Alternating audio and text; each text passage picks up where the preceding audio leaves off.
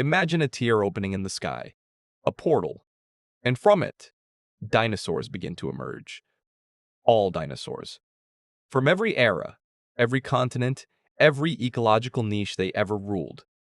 For a dinosaur fan like me, it would be the most incredible moment of my life. For a few seconds. Because then we'd realize something far more terrifying.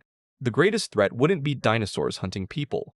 The real danger would be what they'd do to our planet, to our ecosystems, to our animals, and eventually, to us. Dinosaurs wouldn't need to destroy humanity directly. All they'd have to do is destroy the world we depend on. Our modern nature is fragile. It's built on a balance that evolved for 66 million years without dinosaurs. And suddenly, creatures designed for a completely different world return. Dinosaurs aren't just big.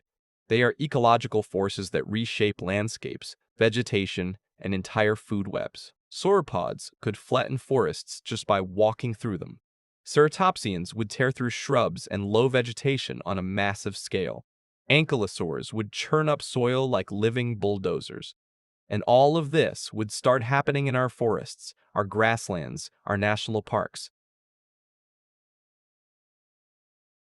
The first victims wouldn't be humans. They'd be the animals we consider giants today. Elephants, rhinos, bison, big cats, all pushed aside. Not because dinosaurs are aggressive, but because they eat more, travel farther, reproduce faster, and have no natural predators here. Modern megafauna would disappear within a few years, and with it, the ecosystems built around them. You might think plants would be fine, but they'd suffer the most. Modern vegetation isn't adapted to massive herds of dinosaur herbivores, their migration patterns, or the way they reshape landscapes. The results? Severe soil erosion, drying of entire regions, collapse of forests, climate shifts on a regional scale. The planet would begin to change, not because of magic, but because of biology. Wolves, bears, mountain lions, none of them would remain top predators. Dinosaur predators are faster, more persistent, and evolutionarily optimized for hunting large prey. Modern predators simply couldn't compete. And then there's one group that would adapt quickly: birds, the only surviving dinosaurs.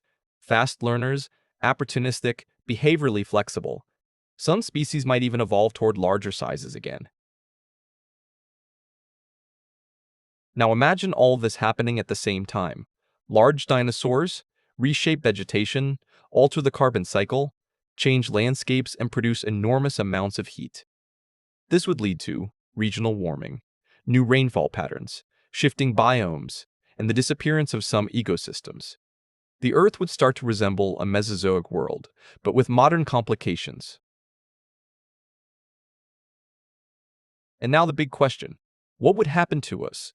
Human systems depend on stability, but our world isn't built for animals the size of buildings. Roads would become unsafe, flights would stop, and supply chains would break almost immediately.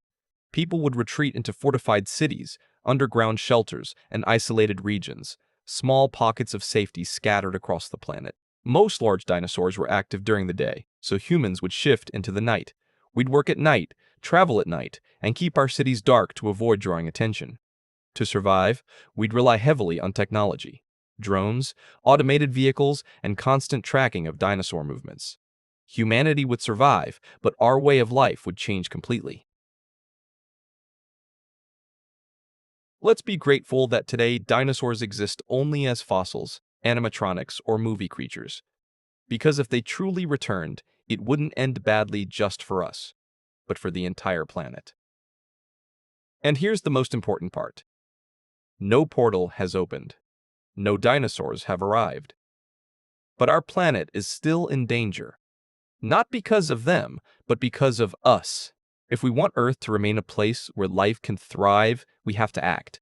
Not someday, not when it's too late, but now. Because the real threat isn't prehistoric monsters. The real threat is how we treat our own world.